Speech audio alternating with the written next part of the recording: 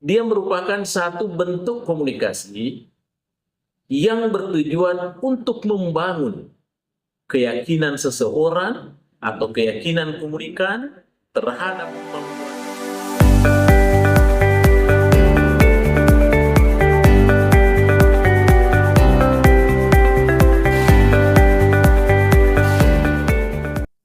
Assalamualaikum warahmatullahi wabarakatuh.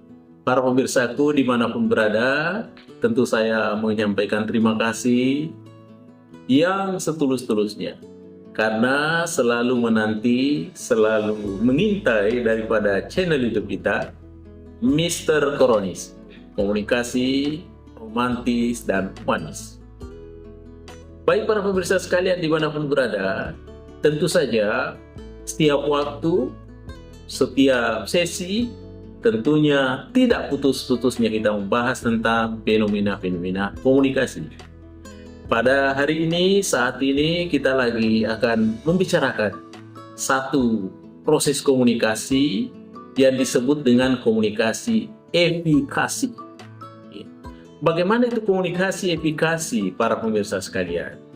Dia merupakan satu bentuk komunikasi yang bertujuan untuk membangun keyakinan seseorang atau keyakinan komunikan terhadap kemampuan dalam menyelesaikan tugas atau mencapai tujuan tertentu. Dalam konteks instruksional maupun profesional, tentunya komunikasi efikasi ini bersifat memberdayakan atau empowering. Dia memberikan reinforcement, penguatan. Baik para pemirsa sekalian, tentu kita harus mengenali unsur-unsur apa saja yang dibangun dalam komunikasi efikasi ini. Yang pertama, para pemirsa sekalian, yang pertama adalah dia berorientasi pada tindakan. Jadi, dalam pesan dalam komunikasi efikasi tidak hanya berhenti pada teori belaka, tetapi dia mendorong adanya tindakan nyata. Harus ada action di lapangan. Sehingga dengan demikian, karakteristik utamanya adalah adanya instruksi atau saran yang dapat segera dipraktikkan oleh penerima pesan atau komunikan. Itu yang pertama.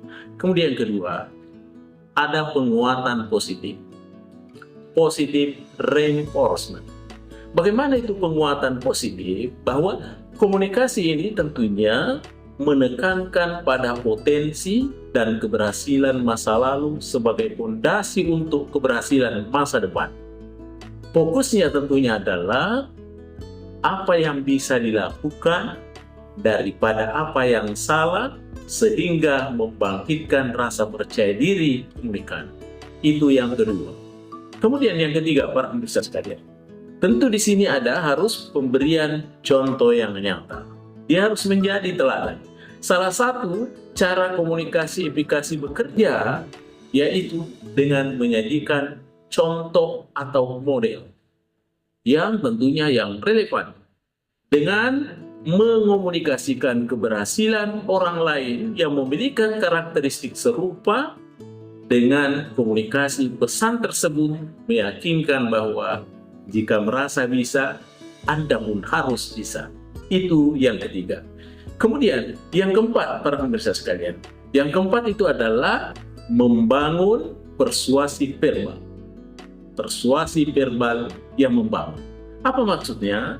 Maksudnya bahwa karakteristik ini tentunya melibatkan penggunaan kata-kata penyemangat yang logis dan kredibel. Sehingga dengan demikian, bukan sekadar motivasi kosong, tetapi melainkan sebuah persuasi yang didasarkan pada perhatian objektif, pada penilaian objektif atas kemampuan seseorang untuk menghadapi tantangan. Ingat, tantangan itu berbeda dengan hambatan. Kalau hambatan itu kadang-kala sudah pasrah dengan keadaan yang ada. Tapi kalau tantangan justru dia melejit karena adanya tantangan yang dihadapi. Itu yang keempat. Yang kelima, para pemirsa sekalian, di sini tentunya diperlukan satu manajemen respon fisiologis. Apa maksudnya? Artinya bahwa dalam komunikasi efikasi seringkali bertujuan untuk membantu komunikan menginterpretasikan ulang reaksi fisik mereka. Misalnya ya, dia mengubah persepsi gugup, ya tangan berkeringat umpama, jantungnya berdebar, menjadi penyemangat atau kesiapan. Sehingga dengan demikian, komunikator tentunya membantu menenangkan kecemasan agar efikasi diri tetap terjaga. Itu yang kelima. Dan yang terakhir para pemirsa sekalian, yang keenam, bahwa dalam komunikasi efikasi, dia harus berjenjang dan realistik. Apa maksudnya? Artinya, pesan yang disampaikan oleh komunikator tentu secara bertahap. Dari yang paling mudah, kemudian ke yang paling sulit. Dengan demikian, mengomunikasikan target-target kecil yang mungkin dicapai, komunikator membantu bangun rasa mampu secara berkelanjutan pada diri komunikan. Jadi dia berawal daripada yang sederhana sampai kepada hal-hal yang rumit, sehingga dia terstruktur dari bawah hingga ke atas, dari hal-hal yang sederhana kepada hal-hal yang sulit, sehingga dengan demikian terjadilah penjenjangan yang realistik. Baik para pemirsa aku dimanapun berada, saya kira inilah yang sempat saya sampaikan pada kesempatan ini terkait dengan komunikasi efikasi.